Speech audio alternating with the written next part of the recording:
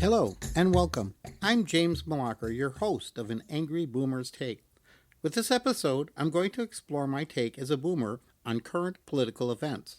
I'm going to begin by sharing a very poignant essay I recently read in The Guardian. It is about the ramifications of the convergence of extreme Christian doctrine and extreme plutocracy. It is written by Naomi Klein and Astra Taylor and is titled, "What They Want is Absolutely Everything."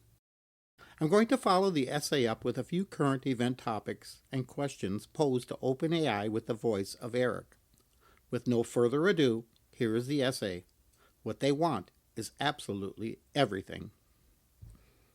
The movement for corporate city-states cannot believe it's good luck.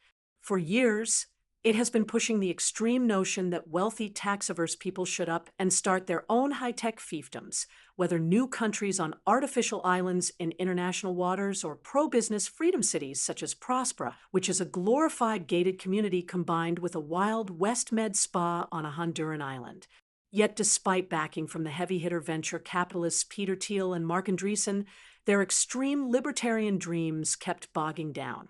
It turns out most self-respecting rich people don't actually want to live on floating oil rigs, even if it means lower taxes.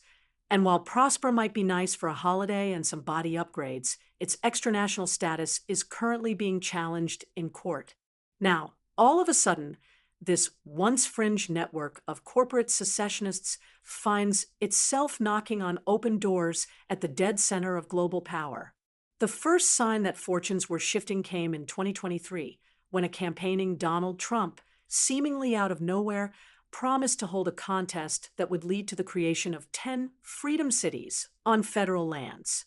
The trial balloon barely registered at the time, lost in the daily deluge of outrageous claims since the new administration took office.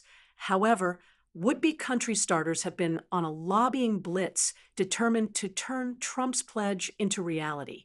The energy in D.C. is absolutely electric. Trey Goff, the chief of staff of Prospera, recently enthused after a trip to Capitol Hill. Legislation paving the way for a bevy of corporate city-states should be complete by the end of the year, he claims. Inspired by a warped reading of the political philosopher Albert Hirschman, figures including Goff, Thiel, and the investor and writer Balaji Srinivasan have been championing what they call exit, the principle that those with means have the right to walk away from the obligations of citizenship, especially taxes and burdensome regulation, retooling and rebranding the old ambitions and privileges of empires. They dream of splintering governments and carving up the world into hyper-capitalist democracy-free havens under the sole control of the supremely wealthy, protected by private mercenaries, serviced by AI robots, and financed by cryptocurrencies.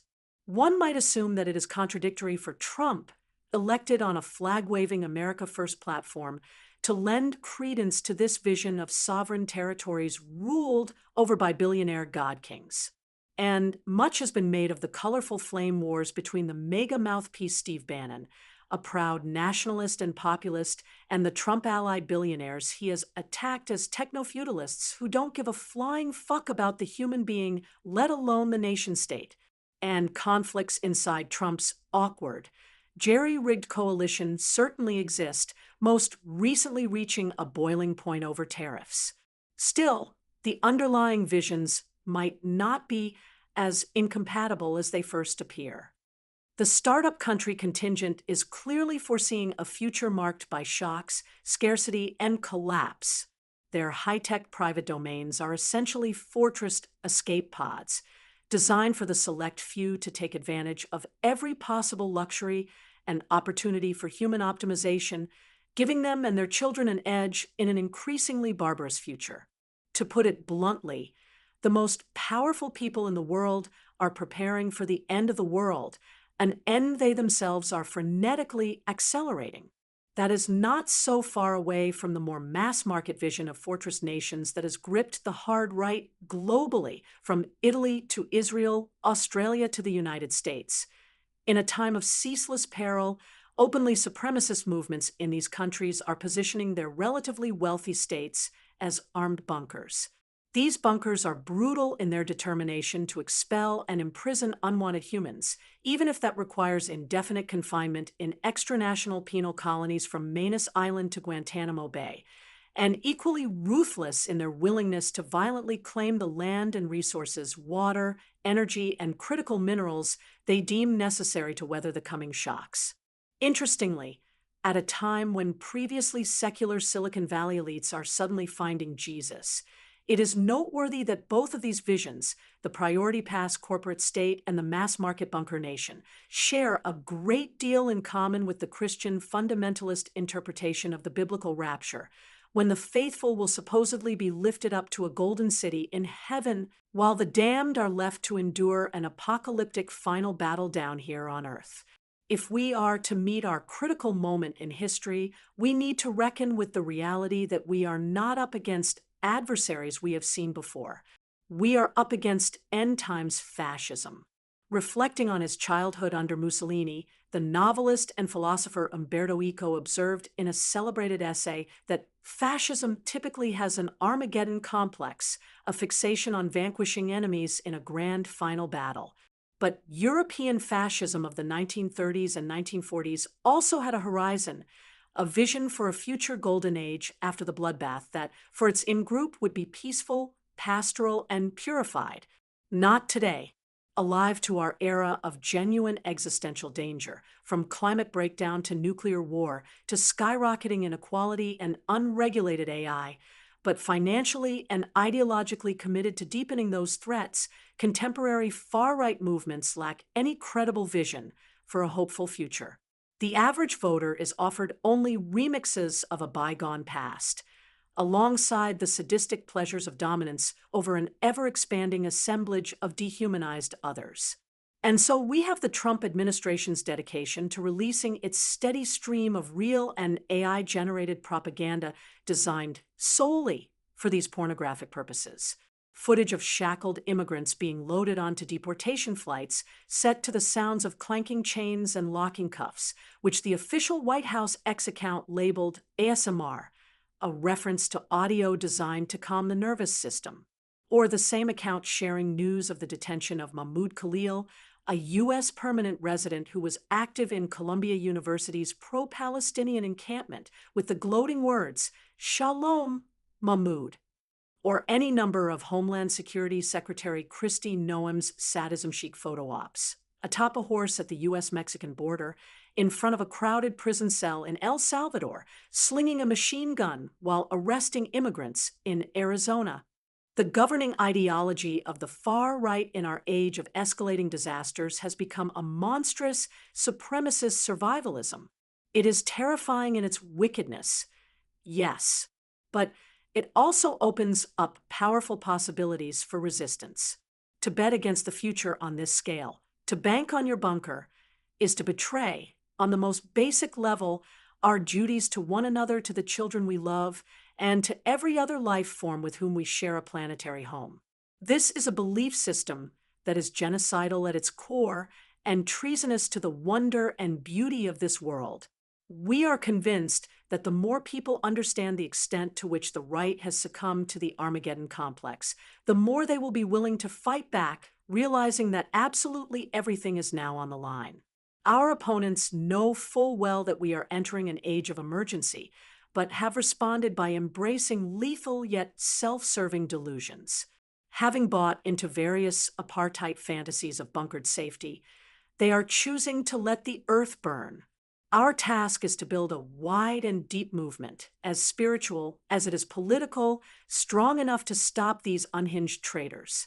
A movement rooted in a steadfast commitment to one another across our many differences and divides, and to this miraculous, singular planet. Not so long ago, it was primarily religious fundamentalists who greeted signs of apocalypse with gleeful excitement about the long-awaited rapture. Trump has handed critical posts to people who subscribe to that fiery orthodoxy, including several Christian Zionists who see Israel's use of annihilatory violence to expand its territorial footprint not as illegal atrocities, but as felicitous evidence that the Holy Land is getting closer to the conditions under which the Messiah will return, and the faithful will get their celestial kingdom. Mike Huckabee, Trump's newly confirmed ambassador to Israel, has strong ties to Christian Zionism, as does Pete Hegseth, his Secretary of Defense. Noam and Russell Vaught, the Project 2025 architect who now leads the Office of Budget and Management, are both staunch advocates for Christian nationalism. Even Thiel, who is gay and notorious for his party lifestyle, has been heard musing about the arrival of the Antichrist of late. Spoiler. He thinks it's Greta Thunberg. More on that soon. But you don't need to be a biblical literalist or even religious to be an end-times fascist. Today, plenty of powerful secular people have embraced a vision of the future that follows a nearly identical script, one in which the world as we know it collapses under its weight and a chosen few survive and thrive in various kinds of arcs, bunkers, and gated freedom cities. In a 2019 paper titled Left Behind, Future Fetishists, Prepping, and the Abandonment of Earth, the communication scholars Sarah T. Roberts and Mel Hogan described the longing for a secular rapture. In the accelerationist imaginary, the future is not about harm reduction, limits, or restoration. Rather, it is a politics driving toward an endgame.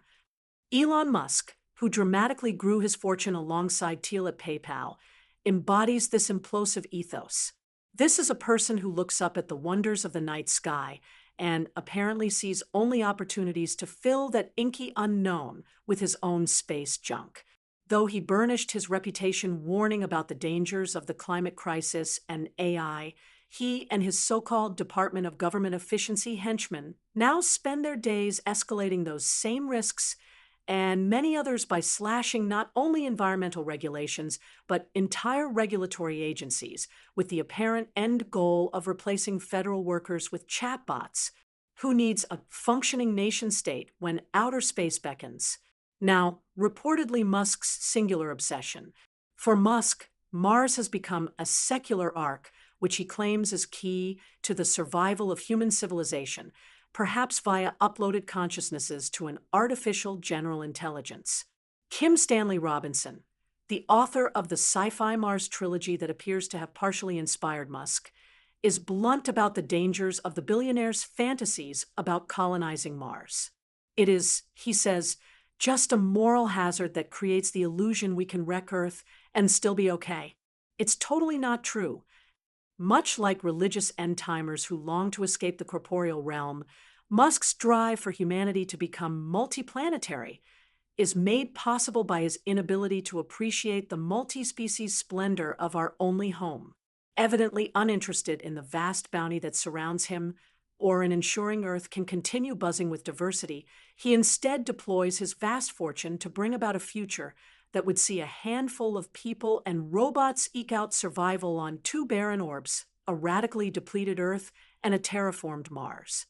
Indeed, in a strange twist on the Old Testament tale, Musk and his fellow tech billionaires, having arrogated godlike powers to themselves, aren't content to just build the arcs. They appear to be doing their best to cause the flood. Today's right-wing leaders and their rich allies are not just taking advantage of catastrophes, shock doctrine, and disaster capitalism style, but simultaneously provoking and planning for them. What of the MAGA base, though? Not all are sufficiently faithful to earnestly believe in the rapture, and most certainly don't have the cash to buy a spot in a freedom city, let alone on a rocket ship. Fear not. End times fascism offers the promise of many more affordable arcs and bunkers, these ones well within reach for lower-level foot soldiers. Listen to Steve Bannon's daily podcast, which bills itself as MAGA's premier media outlet, and you will be barraged with a singular message. The world is going to hell, the infidels are breaching the barricades, and a final battle is coming. Be prepared. The prepper message becomes particularly pronounced when Bannon switches to hawking his advertisers' products. By birch gold, Bannon tells his audience, because the over-leveraged U.S. economy is going to crash, and you can't trust the banks. Stock up on ready-to-eat meals from My Patriot Supply. Sharpen your target practice using a laser-guided at-home system. The last thing you would want to do is depend on the government during a disaster, he reminds listeners left unsaid, especially now that the Doge boys are selling off the government for parts. Bannon doesn't only urge his audience to make their own bunkers, of course. He also advances a vision of the United States as a bunker in its own right, one in which ICE agents stalk the streets, workplaces, and campuses, disappearing those deemed enemies of U.S. policy and interests. The bunkered nation lies at the heart of the MAGA agenda and of end times fascism. Inside its logic, the first job is to harden national borders and expunge all enemies, foreign and domestic. This ugly work is now well underway, with the Trump administration, enabled by the Supreme Court, having invoked the Alien Enemies Act to deport hundreds of Venezuelan immigrants to Secot, the now infamous megaprison in El Salvador. The facility, which shaves prisoners' heads and packs up to 100 people into a single cell stacked with bare bunks, operates under the civil liberties-destroying state of exception, first declared over 3 years ago by the country's crypto-loving Christian Zionist Prime Minister, Nayib Bukele. Bukele has offered to provide the same fee-for-service system for U.S. citizens the administration would like to drop into a judicial black hole. I love that, Trump said recently when asked about the proposal. No wonder. Secot is the sick, if logical, corollary of the Freedom City fantasy, a zone where everything is for sale and due process does not apply. We should expect much more of this sadism. In a chillingly candid statement, the acting ICE director, Todd Lyons, told the 2025 Border Security Expo that he wanted to see a more business-oriented approach to these deportations, like Amazon Prime, but with human beings. If policing the boundaries of the bunkered nation is end times fascism's job one, equally important is job two, for the U.S. government to lay claim to whatever resources its protected citizens might need to get through the tough times ahead. Maybe it's Panama's canal, or Greenland's fast-melting shipping routes, or Ukraine's critical minerals, or Canada's fresh water. We should think of this less as old-school imperialism than supersized prepping at the level of the nation state. Gone are the old colonial fig leaves of spreading democracy or God's word. When Trump covetously scans the globe, he is stockpiling for civilizational collapse. This bunker mentality also helps explain J.D. Vance's controversial forays into Catholic theology. The vice president, who owes his political career in no small part to the largest of the premier prepper teal, explained to Fox News that, according to the medieval Christian concept of Ordo Amoris, translated both as order of love and order of charity, love is not owed to those outside the bunker. You love your family, and then you love your neighbor, and then you love your community, and then you love your fellow citizens in your own country. And then after that, you can focus and prioritize the rest of the world. Or not, as the Trump administration's foreign policy would indicate. In other words, we owe nothing to anyone outside our bunker. Though it builds on enduring right-wing tendencies, justifying hateful exclusions is hardly new under the ethno-nationalist sun. We simply have not faced such a powerful apocalyptic strain in government before. The end of history, swagger of the post-Cold War era, is rapidly being supplanted by a conviction we are in the actual end of times. Doge may wrap itself in the banner of economic efficiency, and Musk's underlings may evoke memories of the young, U.S.-trained Chicago boys who designed the economic shock therapy for Augusto Pinochet's dictatorial regime. But this is not simply the old marriage of neoliberalism and neoconservatism. It's a new, money-worshipping millenarian mashup that says we need to smash the bureaucracy and replace humans with chatbots in order to cut waste, fraud, and abuse, and also because the bureaucracy is where the Trump-resisting demons hide. This is where the tech bros merge with the Theo brothers, a real group of hyper-patriarchal Christian supremacists with ties to Hegseth and others, as fascism always does. Today's Armageddon complex crosses class lines, bonding billionaires to the mega base. Thanks to decades of deepening economic stresses, alongside ceaseless and skillful messaging pitting workers against one another, a great many people understandably feel unable to protect themselves from the disintegration that surrounds them, no matter how many months of ready-to-eat meals they buy. But there are emotional compensations on offer. You can cheer the end of affirmative action and DEI, glorify mass deportation. Enjoy the denial of gender-affirming care to trans people, villainize educators, and health workers who think they know better than you, and applaud the demise of economic and environmental regulations as a way to own the libs. End times fascism is a darkly festive fatalism, a final refuge for those who find it easier to celebrate destruction than imagine living without supremacy. It's also a self-reinforcing downward spiral. Trump's furious attacks on every structure designed to protect the public from diseases, dangerous foods, and disasters, even to tell the public when disasters are headed their way, strengthen the case for prepperism at both the high and low ends, all while creating myriad new opportunities for privatization and profiteering by the oligarchs powering this rapid-fire unmaking of the social and regulatory state. At the dawn of Trump's first term, the New Yorker investigated a phenomenon that it described as doomsday prep for the super-rich.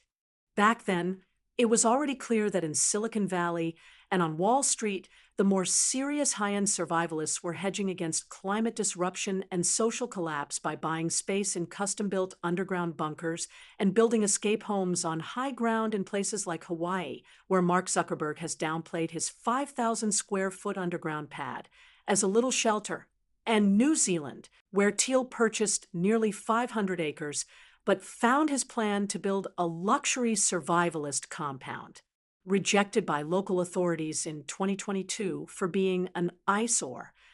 This millenarianism is bound up with a suite of other Silicon Valley intellectual fads, all premised on an end-times-inflected belief that our planet is headed towards a cataclysm, and it's time to make some hard choices about which parts of humanity can be saved. Transhumanism is one such ideology, encompassing everything from minor human-machine enhancements to the quest to upload human intelligence into a still illusory artificial general intelligence. There is also effective altruism and long-termism, both of which skip over redistributive approaches to helping those in need in the here and now in favor of a cost-benefit approach to doing the most good in the long term. Though they can appear benign at first glance, these ideas are shot through with dangerous racial, ableist, and gender biases about which parts of humanity are worth enhancing and saving, and which could be sacrificed for the supposed good of the whole. They also share a marked lack of interest in urgently addressing the underlying drivers of collapse, a responsible and rational goal that a growing cohort of figures now actively shun. Instead of effective altruism, the Mar-a-Lago regular Andreessen and others have embraced effective accelerationism, or the deliberate propulsion of technological development without guardrails. Meanwhile, even darker philosophies are finding a wider audience, like the neo-reactionary pro-monarchy rants of the coder Curtis Yarvin, another one of Till's intellectual touchstones, or the pronatalism movement's obsession with dramatically increasing the number of Western babies, a Musk fixation, as well as the exit guru Srinivasan's vision of a tech Zionist. San Francisco, where corporate loyalists and police join forces to politically cleanse the city of liberals to make way for their networked apartheid state. As the AI scholars Timnit Gebru and Emil P. Torres have written, though the methods may be new, this bundle of ideological fads are direct descendants of first-wave eugenics, which also saw a small subset of humanity making decisions about which parts of the whole were worth continuing and which needed to be phased out, cleared out, or terminated. Until recently, few paid attention. Much like Prospera, where members can already experiment with human-machine mergers such as having their Tesla keys implanted into their hands, these intellectual fads seem to be the marginal hobby horses of a few Bay Area dilettantes with money and caution to burn. No longer. 3 recent material developments have accelerated end-times fascism's apocalyptic appeal. The first is the climate crisis. While some high-profile figures might still publicly deny or minimize the threat, global elites, whose oceanfront properties and data centers are intensely vulnerable to rising temperatures and sea levels, are well-versed in the ramifying perils of an ever-heating world. The second is COVID-19. Epidemiological models had long predicted the possibility of a pandemic devastating our globally networked world. The actual arrival of one was taken by many powerful people as a sign that we have officially arrived at what U.S. military analysts forecasted as the age of consequences. No more predictions, it's going down. The third factor is the rapid advancement and adoption of AI, a set of technologies that have long been associated with sci-fi terrors about machines turning on their makers with ruthless efficiency, fears expressed most forcefully by the same people who are developing these technologies. All of these existential crises are layered on top of escalating tensions between nuclear-armed powers. None of this should be written off as paranoia.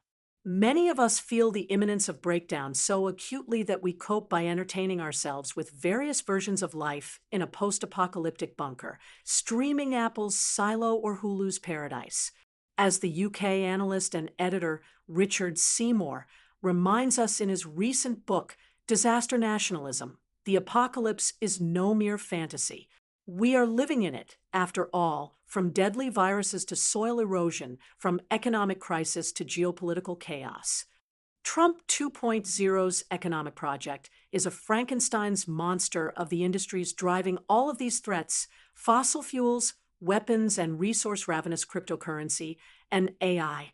Everyone involved in these sectors knows that there is no way to build the artificial mirror world that AI promises to construct without sacrificing this world. These technologies consume too much energy, too many critical minerals, and too much water for the two to coexist in any kind of equilibrium. This month, the former Google executive Eric Schmidt admitted as much, telling Congress that AI's profound energy needs are projected to triple in the next few years, with much of it coming from fossil fuels, because nuclear can't come online fast enough. This planet-incinerating level of consumption is necessary, he explained, to enable an intelligence higher than humanity, a digital god rising from the ashes of our relinquished world. And they are worried, just not about the actual threats they are unleashing. What keeps the leaders of these entangled industries up at night is the prospect of a civilizational wake-up call, of serious, internationally coordinated government efforts to rein in their rogue sectors before it's too late. From the perspective of their ever-expanding bottom lines, the apocalypse is not collapse, it's regulation. The fact that their profits are predicated on planetary devastation helps explain why do-gooder discourse among the powerful is giving way to open expressions of disdain for the idea that we owe each other anything by right of our shared humanity. Silicon Valley is done with altruism, effective or otherwise. Meta's Mark Zuckerberg pines for a culture that celebrates aggression.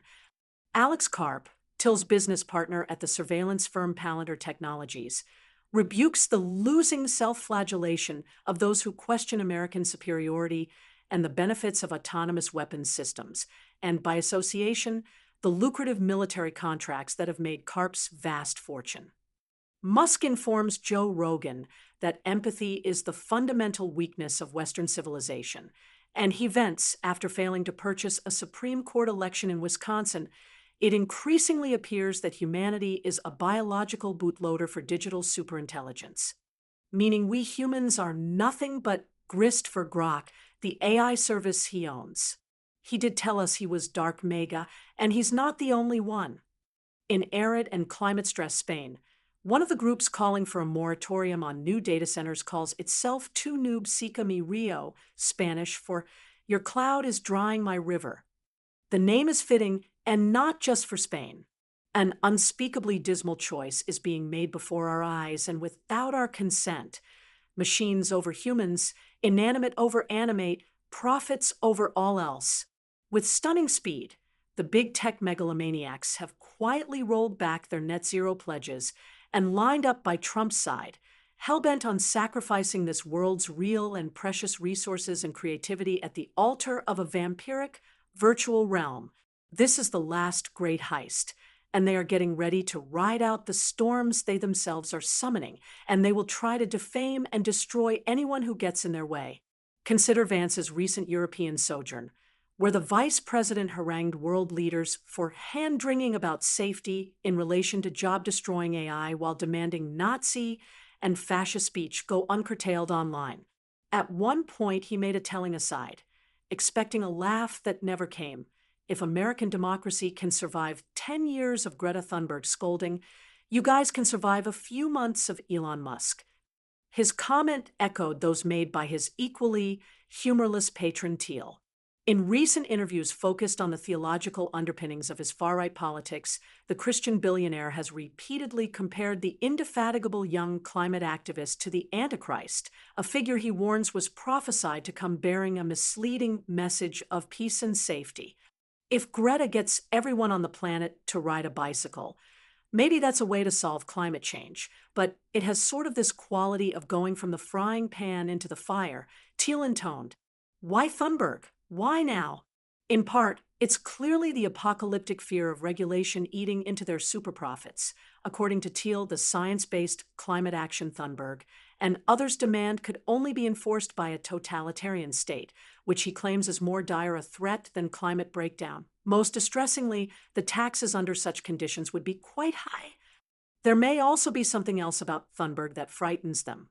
Her steadfast commitment to this planet and the many life forms who call it home, not to simulations of this world generated by AI or to a hierarchy of those deserving of life and those who are not, nor to any of the various extraplanetary escape fantasies the end times fascists are selling.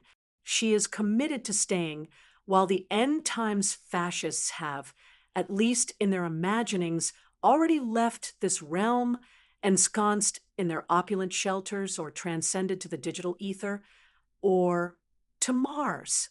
Shortly after Trump's re-election, one of us had the opportunity to interview Anoni, one of the few musicians who have attempted to make art that wraps its arms around the death drive that has gripped our world. Asked about what connects the willingness of powerful people to let the planet burn and the drive to deny bodily autonomy to women and to trans people like her, she responded by drawing on her Irish Catholic upbringing. It's a very long-held myth that we are enacting and embodying. This is the culmination of their rapture. This is their escape from the voluptuous cycle of creation. This is their escape from Mother. How do we break this apocalyptic fever?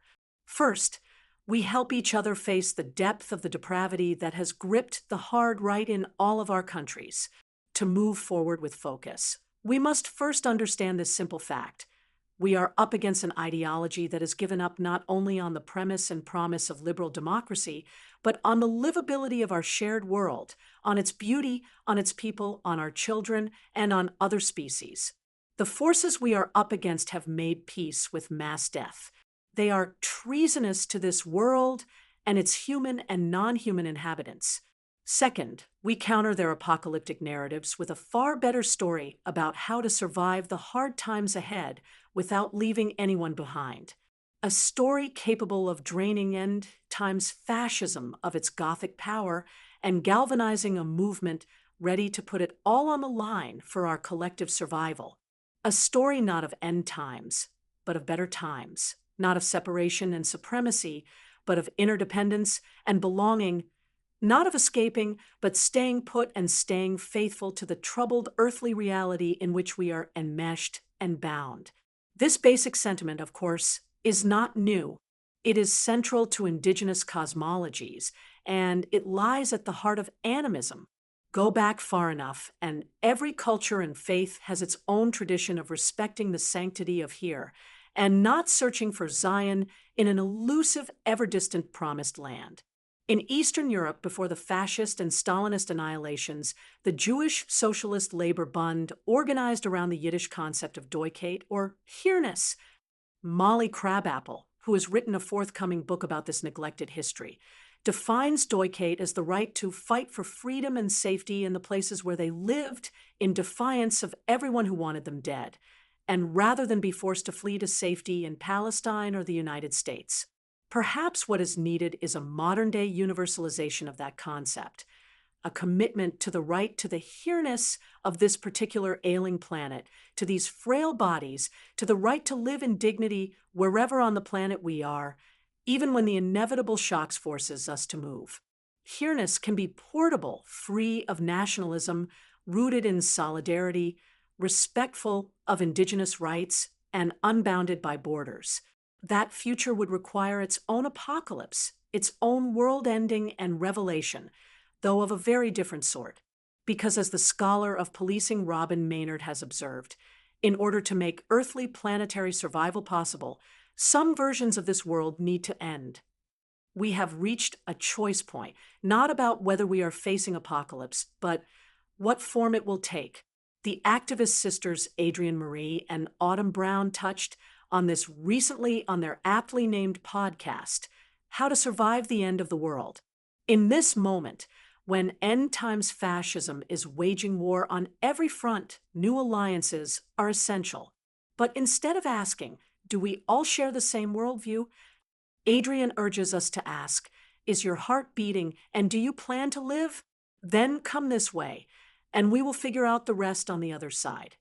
To have a hope of combating the end times fascists with their ever-constricting and asphyxiating concentric circles of ordered love, we will need to build an unruly, open-hearted movement of the earth-loving faithful, faithful to this planet, its people, its creatures, and to the possibility of a livable future for us all. Now I'm going to continue, and I'm going to move on to a few articles that I read concerning the El Salvadorian president, Nayib Bukele. And I'm going to pose a few questions to Eric, our AI voice this week. Hello, Eric. Hello, Jim. Thank you for having me. Did the El Salvadorian president, Bukele, cut deals with gangs in El Salvador to gain political power? Yes, substantial evidence suggests that President Nayib Bukele of El Salvador engaged in secret negotiations with criminal gangs, particularly MS-13 and Barrio 18, to bolster his political ascent. Investigative reports, notably from the Salvadoran outlet El Faro, allege that Bukele's administration negotiated with gang leaders to reduce homicide rates and secure electoral support for his party Nuevas Ideas during the 2021 legislative elections. In exchange, gangs reportedly received improved prison conditions and other concessions. These claims were substantiated by the U.S. Department of the Treasury in December 2021, which sanctioned two Salvadoran officials, Osiris Luna Meza and Carlos Marroquin Chica, for their roles in these clandestine dealings. The Treasury asserted that the Bukele administration provided financial incentives to gangs to lower homicide rates and gain political backing. Further corroboration comes from gang leaders themselves. Carlos Cartagena Lopez, known as Charlie de Ivu of Barrio 18, claimed in interviews that negotiations with Bukele's team began as early as 2014 to aid his political ambitions. He identified Carlos Marroquin as a key intermediary facilitating these agreements. The alleged truce unraveled in March 2022 following a surge of 87 homicides over a single weekend. This spike in violence was reportedly a response to the government's perceived betrayal of the pact. Subsequently, Bukele's administration initiated a widespread crackdown, resulting in over 85,000 arrests under a state of emergency. President Bukele has consistently denied these allegations, dismissing them as politically motivated attacks. Nonetheless, his administration has faced criticism for undermining democratic institutions, suppressing dissent, and compromising the rule of law. In summary, multiple sources, including investigative journalism and U.S. government findings, indicate that Bukele's rise to power was facilitated by covert agreements with criminal gangs, casting a shadow over his administration's legitimacy and commitment to democratic principles. Eric, I've read a few stories alleging that Bukele instructed the gangs to dispose of bodies of murder victims in the once murder capital of the world, where it became no bodies, therefore no murders. Can you elaborate on this? Yes, credible reports suggest that under President Nayib Bukele, El Salvador's government engaged in covert agreements with gangs like MS-13 and Barrio 18 to reduce visible homicides, allegedly by instructing them to conceal bodies, effectively lowering the official murder count. Investigations indicate that Bukele's administration negotiated with gang leaders to decrease homicide rates and garner electoral support. In return, gangs reportedly received concessions such as improved prison conditions and reduced sentences. As part of these agreements, gangs were allegedly instructed to hide bodies to reduce the number of recorded murders. There are many discrepancies in homicide statistics. While official data shows a significant drop in homicides from 1,147 in 2021 to 496 in 2022, analysts and NGOs have raised concerns about the accuracy of these figures. Investigations suggest that homicides may have been undercounted by nearly 27% since 2021, with some estimates indicating a 47% undercount in 2023. Concurrently, there has been a notable rise in disappearances. Reports indicate that over the past year, 366 individuals have gone missing, averaging one disappearance per day. This trend raises concerns that some homicides are being reclassified or unreported. However, the concurrent rise in disappearances and allegations of data manipulation suggest that the true level of violence may be obscured, raising questions about the transparency and ethics of the government's approach to crime reduction. I heard Bukali is now targeting the journalist who exposed his relationship with the gangs. He is seeking to arrest and imprison investigative journalists, calling for sentences up to 20 years. Can you elaborate on this, Eric? Yes, credible reports indicate that President Nayib Bukele's administration in El Salvador is intensifying its crackdown on independent journalism, particularly targeting investigative reporters who have exposed alleged government negotiations with criminal gangs. This campaign includes the preparation of arrest warrants and the potential imposition of lengthy prison sentences. On May 5, 2025, the investigative news outlet El Faro reported that at least 7 of its staff members are facing possible arrest warrants. The charges reportedly include apology for crimes and illicit association, despite long-standing legal protections for journalist source confidentiality in El Salvador. In April 2022, El Salvador's Congress passed a law authorizing prison sentences of 10 to 15 years for media outlets that reproduce or disseminate messages from gangs, prompting accusations of censorship from press freedom groups. Investigations have revealed that journalists, particularly those from El Faro, have been subjected to surveillance using Pegasus spyware. Between July 2020 and November 2021, 22 El Faro journalists were reportedly targeted. Human rights organizations, including Amnesty International and Reporters Without Borders, have condemned these actions, highlighting the erosion of press freedom and democratic norms in El Salvador. The U.S. Department of State has also expressed concerns over the deteriorating human rights situation in the country. These developments underscore a troubling trend of authoritarianism and suppression of dissent in El Salvador, raising alarms about the future of independent journalism and democratic governance in the region. The political scene in El Salvador today could quite possibly be one of the outcomes of the Trump administration's overall goals. Would you agree with this assessment? The trajectory of El Salvador under President Nayib Bukele has raised concerns among observers who see parallels with the goals and strategies of the Trump administration, particularly regarding democratic norms, immigration policies, and the consolidation of executive power. Since taking office, Bukele has taken steps that many view as undermining democratic institutions. In 2021, his party's supermajority in the Legislative Assembly led to the removal of the Constitutional Court judges and the Attorney General, actions widely condemned as a self-coup and a significant blow to judicial independence. Such moves have effectively dismantled checks and balances, allowing for greater executive control. Similarly, President Donald Trump has been criticized for actions perceived as attempts to erode democratic norms, including challenging the independence of the judiciary and the press. Both leaders have employed rhetoric that delegitimizes opposition and concentrates power within the executive branch. The Trump administration's immigration policies have faced scrutiny for their aggressive stance, including mass deportations and the use of executive orders to bypass traditional legislative processes. Notably, the administration deported individuals to El Salvador, where they were detained in facilities like the Terrorism Confinement Center, raising human rights concerns. Bukele's government has been cooperative in accepting deportees, including those sent under controversial circumstances. This collaboration has been viewed by some as enabling the U.S. administration's hardline immigration policies while also aligning with Bukele's domestic agenda of strict security measures. Both administrations have been accused of suppressing dissent and undermining media freedom. In the United States, the Trump administration's contentious relationship with the media, including labeling certain outlets as fake news, has been seen as an attempt to delegitimize critical reporting and erode public trust in the press. In conclusion, the developments in El Salvador under President Bukele reflect a broader trend of democratic erosion that some fear could be mirrored in the United States under similar leadership. The parallels in undermining institutional checks, aggressive immigration policies, and suppression of dissent highlight the importance of vigilance in protecting democratic norms and human rights.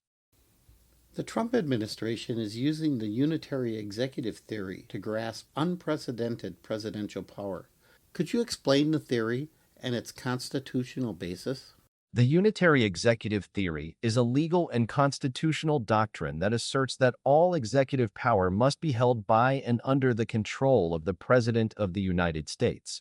In its strongest form, the theory argues that the President has broad, sometimes unchecked, authority to control the entire executive branch, even over agencies that are designed to be independent. The unitary executive theory is rooted in Article 2 of the U.S. Constitution, which begins, "The executive power shall be vested in a President of the United States of America." Proponents interpret this vesting clause as giving the President exclusive control over the executive branch, meaning the President can direct or remove executive officers at will. Independent agencies like the SEC or FTC are constitutionally dubious if they operate without full presidential oversight. Congress cannot create executive structures that shield officers from presidential control. Federalist No. 70 by Alexander Hamilton supports a strong, singular executive as essential for accountability and effective governance. Supreme Court cases have both reinforced and limited the theory. Myers v. United States, 1926, affirmed the president's removal power over executive officers. Humphrey's Executor v. United States, 1935, limited this by allowing Congress to create independent regulatory agencies. Presidents including Reagan, Bush, and Trump have cited the theory to justify signing statements that ignore or reinterpret parts of laws, argue that investigations into the executive branch must be under presidential control, expand the use of executive orders, often bypassing Congress. Critics argue the theory concentrates too much power in the presidency, undermining checks and balances, erodes congressional authority and the independence of key institutions, paves the way for authoritarianism, particularly when paired with political loyalty tests for executive officials.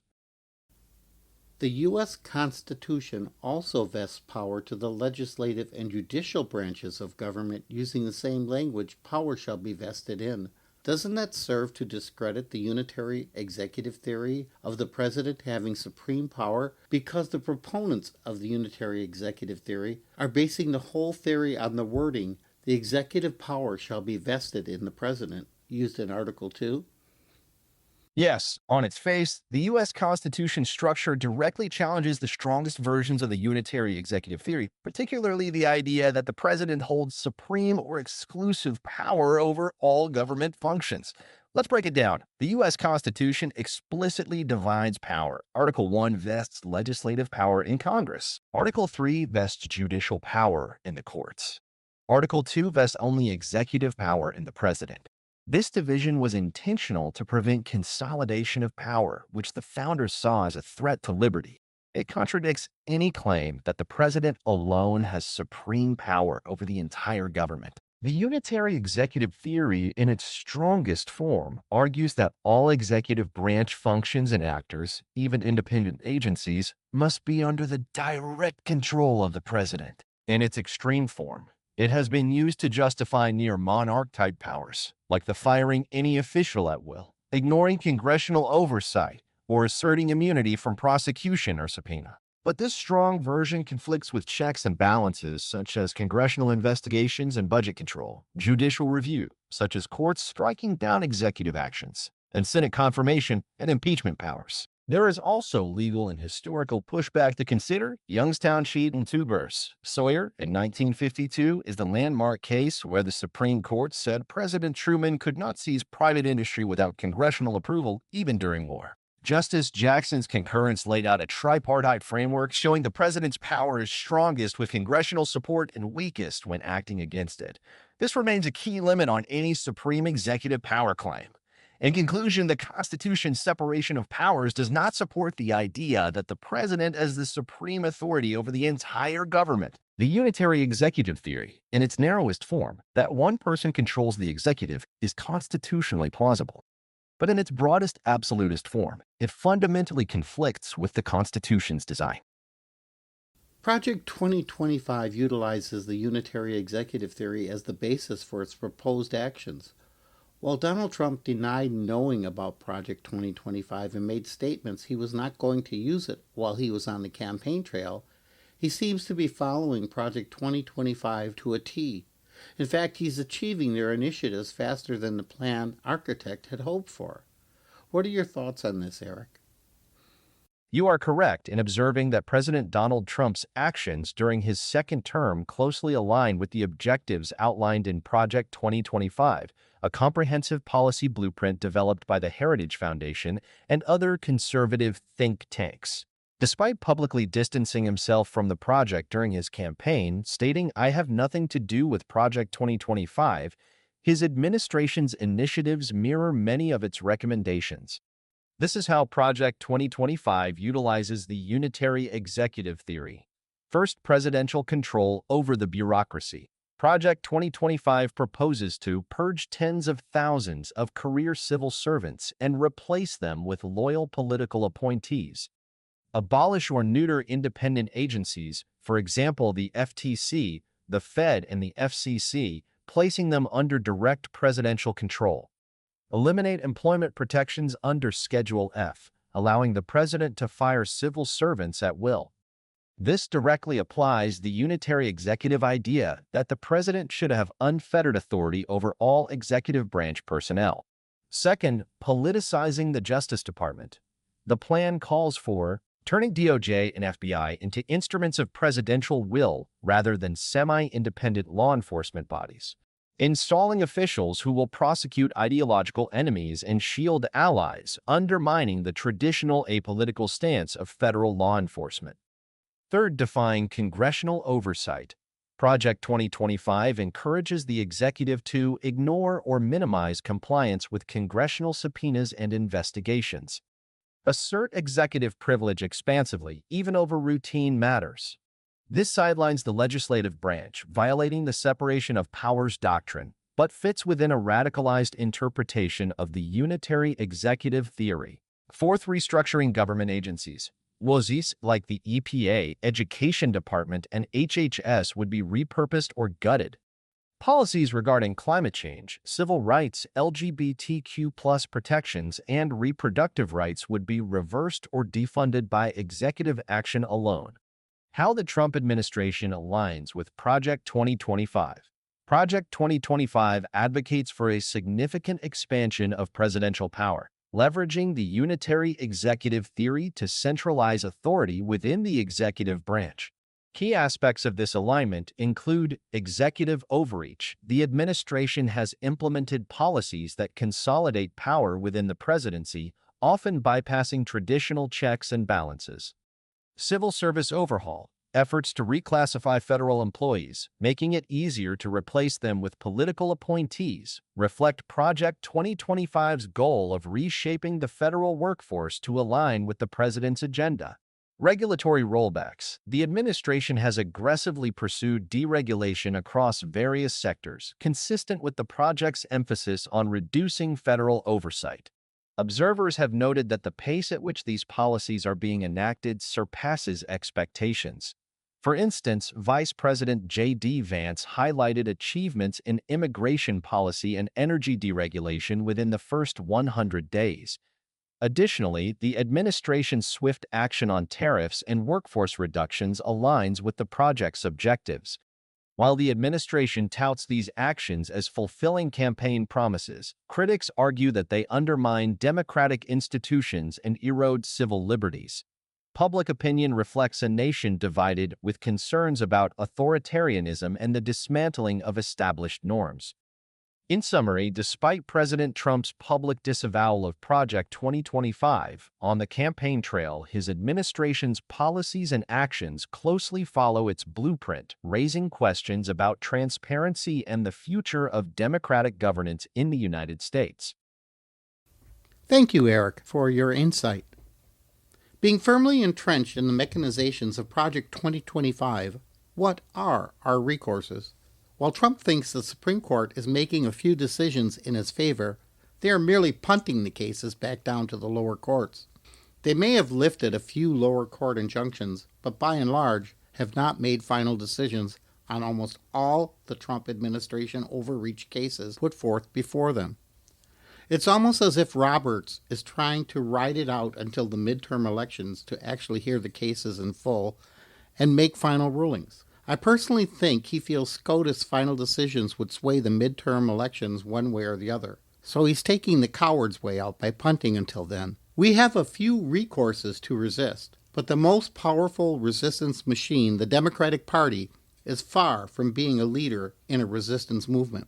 There are very few individual Democratic representative and party voices leading the resistance. The party itself is way too invested in fundraising and utilizing poll data than actually engaging in unified resistance. Here's a message I have for the Democratic Party leadership. Screw your fundraising and kowtowing to the rich elite in corporate America. Start listening to actual people, face to face, because I'm quite sure you'll hear the same message repeated over and over again. We're mad as hell and we're not going to take this shit anymore. Democratic Party leaders, start listening and act now, as some of the ire of that statement refers to you as well as the MAGA movement. If you, the Democratic Party, don't take the reins now, you'll no longer have a horse left to ride, as your horse will surely morph into a hearse, taking you off into the sunset. If you have any suggestions for future episodes, would like to be a guest, contribute a poem, a song, and or have comments about this and past episodes, please contact me at angryboomerjim@gmail.com. Once again, it is all one word, angryboomerjim@gmail.com. I would like to conclude this episode with a poem I wrote titled Changing Times. Thank you. Changing Times. Executive orders overwhelming each and every day. I just cannot keep up. Ugly fascism creeping this way. Will this nightmare come to an end? An answer no one surely knows, with a wannabe king wearing absolutely no clothes. Most pretend not to notice, they just cannot see, blinded by political theater, fueled by meanness and cruelty. An ideology burrowing deep into the most basic of feelings, to the dark infinite depths where fear and hatred are reeling. Order, structure, blind obedience, such a world they yearn. Pickup trucks with flags a-flowin'. True love of country will they ever learn? A country is more than a warped ideology wafting through the air. It is land, people, real human beings, deserving respect, deserving care. On board a hard-charging Amtrak, armed to a T, shouting back and forth, your papers, give them to me. Chamber echoed a threat to our ways, bottom rungs of the ladder kept so low, captured by force, shackled and hooded, even if legal, still forced to go. Sent off in the dead of night, grieving families torn, some to prisons in countries where torture is the norm. How far have we gone? How far will we go? Where once there was hope, I no longer know. Empathy, forgiveness, and compassion at one time they rang. Times there are changin', Dylan once sang. But now it's just not the same, no longer from darkness into the light, more like a lost soul, slowly losing all sight. Old laws circumvented, loopholes at their core. We once were civilized, but we are no longer more. Some claim we're winning, shouting with glee. But what have we won? Painful loss and misery is all I see. Give me your tired, your poor, your huddled masses, yearning to be free.